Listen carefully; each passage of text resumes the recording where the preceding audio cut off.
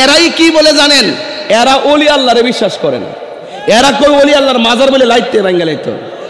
আমি কইছি বেডা তাহলে আসল কথা কইলাই, আসল কথা হইল আয়ো না ফতে গাজীর মাজারও, আয়ো না নাসিরুদ্দিন শিপাশালার দরবারও, মাজারটা বাংলা লাগে আয়ো না। আমরা যেই বেডা ঠ্যাঙ্গের গড়ি বাইঙ্গা বুড়ি গঙ্গা বাসায় দিমু, কথা কর ঠিক কিনা বল? শাস্তালা আসতে তোর বাপ লইয়া তাহিরের বিরুদ্ধে কথা বললে, বসেন, তাহিরের বিরুদ্ধে কথা বললে তাহির কিচ্ছু বলবে না, কিন্তু ওলি আল্লাহর বিরুদ্ধে কথা বললে আমি কাউকে ছাড় দিতে রাজি না। কথা বলেন ঠিক না বেঠে? আমার ফুলা ভান্ডি কি ঠিক আছে সবাই? ঠিক আছে বলে পরিষ্কার কথা। মাজার বলি বাঙ্গালি তুই কথার কিতা কইছে?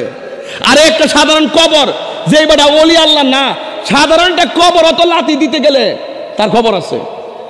লাথি মাইরা শাহজালালের কবর, শাহপরানের কবর, গোলাপ শাহর কবর, খাজা বাবার কবর, রোজা তো কই না, কবর কবর কবর কবর, মুখে গজব পড়ছে, অন্তরে গজব পড়ছে, লাইতে বলে বাঙ্গালে তো সাধারণত একটা মানুষ যদি মারা যা নর্মাল কবর কেউ লাথি দেয়নি।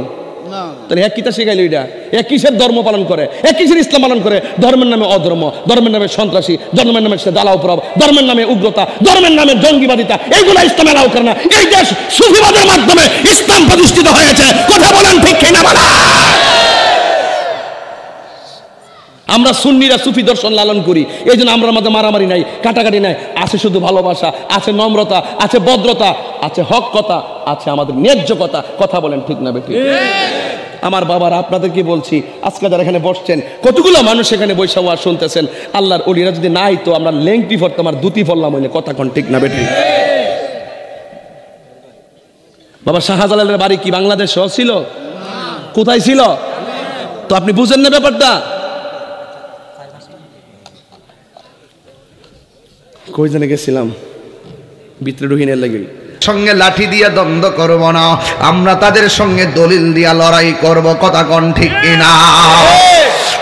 আল্লাহর হাবিব আল্লাহু আকবার। হায়রে ইয়া রাসূলুল্লাহ, ঈমান আসেনি? আছে। ঈমান আসেনি? আল্লাহর হাবিবের সাহাবী জাফর ইবনে আবি তালিব রাদিয়াল্লাহু তাআলা আনহু যুদ্ধের ময়দানে গিয়ে যুদ্ধ শুরু করলেন। কোনোভাবে তার সঙ্গে পারে না। এবার দুষ্টরা সিদ্ধান্ত নিল, যেহেতু পারি না, চতুর্দিকে আক্রমণ শুরু করে দাও। ফিরাইবে কোন দিক দিয়া? আপনারা জবান খুলে কন, যার কেউ না তার কে আছে? এই জাফর রাদিয়াল্লাহু তাআলা আনহু এমন ভাবে যুদ্ধ শুরু করলেন, কোনোভাবে তার সঙ্গে পারে না। একটা বিয়াদব আইসা হযরতে জাফর রাদিয়াল্লাহু তাআলা আনহুর যেই হাতের মধ্যে তলোয়ার, ওই হাতের মধ্যে পিছন দিক দিয়ে খেল দিয়া কূপ মারছে। যেই মাত্র কূপটা মারছে, জাফরের অর্ধেকটা হাত কেটে গেছে। অর্ধেকটা হাত যদি কাটটা যায়, বাড়ি তলোয়ার আলগানো যায় না রে আব্বা।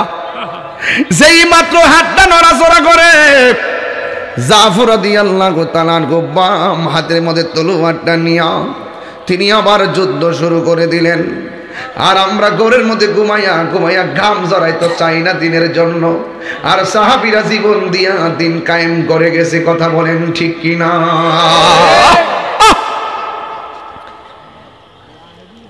যুবক ভাইরা আমার, ওই জাফর হাতটা লড়াছড়া করে, অর্ধেকটা হাত কাটা, বাম হাতে যুদ্ধ করতে অসুবিধা হইতেছে। ইসলামকে কেমন ভাবে জাফর ধারণ করেছে, আমার নবীকে জাফর কেমন ভাবে ধারণ করেছে। বন্ধুরে আমার, ও যুবক ভাইরা, এবার জাফর রাদিয়াল্লাহু তাআলা আনহু যখন বাম হাত দিয়ে যুদ্ধ শুরু করলেন, ডান হাতের কারণে পারে না, ঝুলতেছে ডান হাতটা। এবার তিনি কি করলো? আমার নবীর কথা যখন মনে হয়ে গেছে, হককে প্রতিষ্ঠার কথা যখন মনে হয়ে গেছে, ডান হাতটার পায়ের নিচে রাখা টান দিয়া জাফরের বডি থেকে হাতটারে ছিঁড়া ফেলাইছে। ইয়া রাসূলুল্লাহ, এটা সাধারণ কোনো কথা না।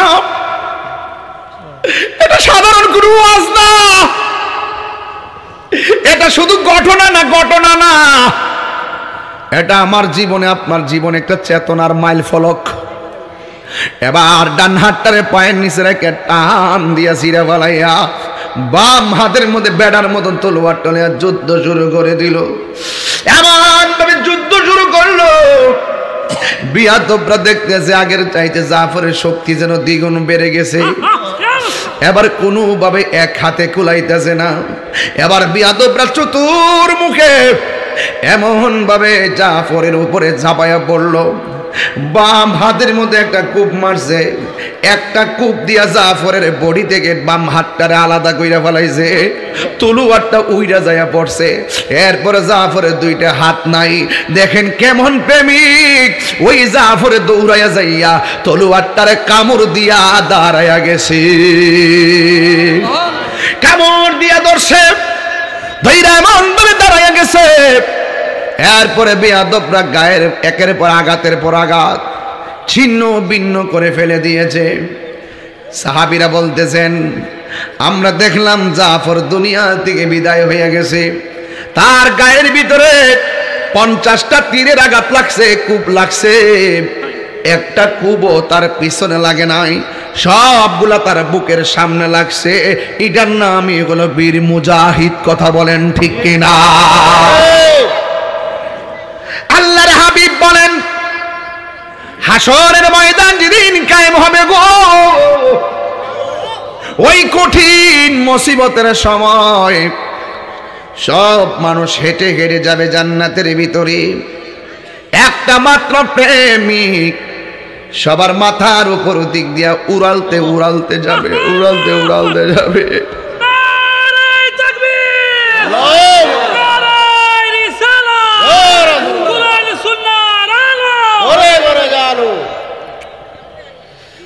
তোমারে না দেখলে আমার হাসির খোরাক দিচ্ছি না, প্লিজ প্লিজ। কত রাত ঘুমাইলাম গো নবী, এক রাইতে তো তোমারে দেখলাম না। কত মাহফিলে গেছি গো নবী, কোনো মাহফিলে দিয়ে তোমারে দেখলাম না। ও নবী, কত মানুষ মরে গেছে, আমিও চলে যাব, নিদান কালো কি পাবো না? নগরে বন্দরে গুরি পাইতে হে দর্শন, এই তাহিরি সদাই বাসে নয় নিজ হলে গো, তুই আমার জীব বনের মুর্শিদ, তুই আমার আর জীবন, তুই আমার জীব, তুই আমার আর জি। যার যার সে বুঝবে। তোমারে না দেখলে আমার ঘড়ি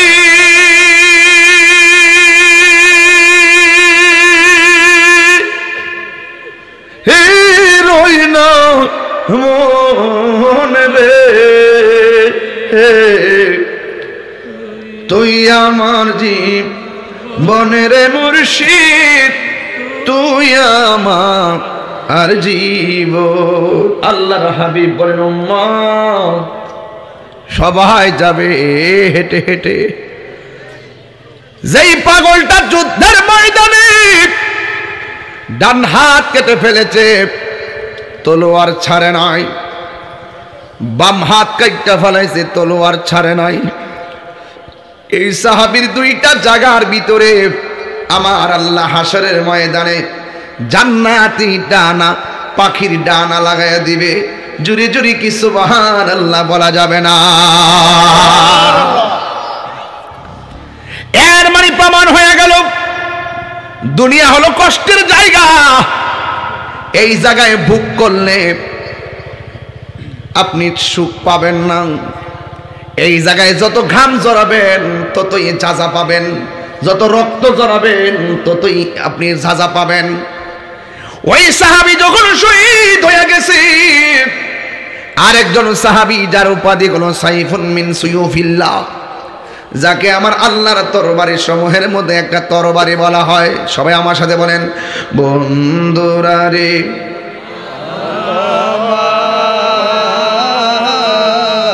ও আমার সোনার ঘাটের বাবারা, ও আমার কাছে সাইলের বন্ধুরা গো, এবার ওই সাহাবী যার নাম হলো হযরত খালিদ ইবনে ওয়ালিদ, এই খালিদ ইবনে ওয়ালিদের হাতের মধ্যে তলোয়ারটা নিল, নিয়ে এমন ভাবে যুদ্ধ শুরু করলেন, সামনে আসলে কচুরিপানা, পিছনে যারা কচুরিপানা, ডাইনে কচুরিপানা, সামনে কচুরিপানা, 95 ভাগ মুসলমানদের দিকে বিজয় চলে আসছে। কিন্তু হঠাৎ করে তার মাথার পাগড়িটা পড়ে গেছে, মাথার হেলমেটটা পড়ে গেছে। যেই মাত্র হেলমেটটা পড়ে গেছে রে, ওই মুহূর্তে হযরত খালিদ ইবনে ওয়ালিদ হেলমেটের জন্য দৌড়তে শুরু করলেন। বন্ধুরা রে আমার, অন্যান্য সাহাবীরা ডাক দিয়া বলে, খালিদ ইবনে ওয়ালিদ, আমরা যুদ্ধে বিজয় হইতেছি, আপনি কেন পিছন দিকে দিয়া দৌড় দিলেন? কই আমার মাথার হেলমেটটা পড়ে গেছে, আমার গায়ের মধ্যে কোনো শক্তি নাই, আমার সব শক্তি হেলমেটের ভিতরে। জোরে জোরে কি সুবহানাল্লাহ বলা যাবে না?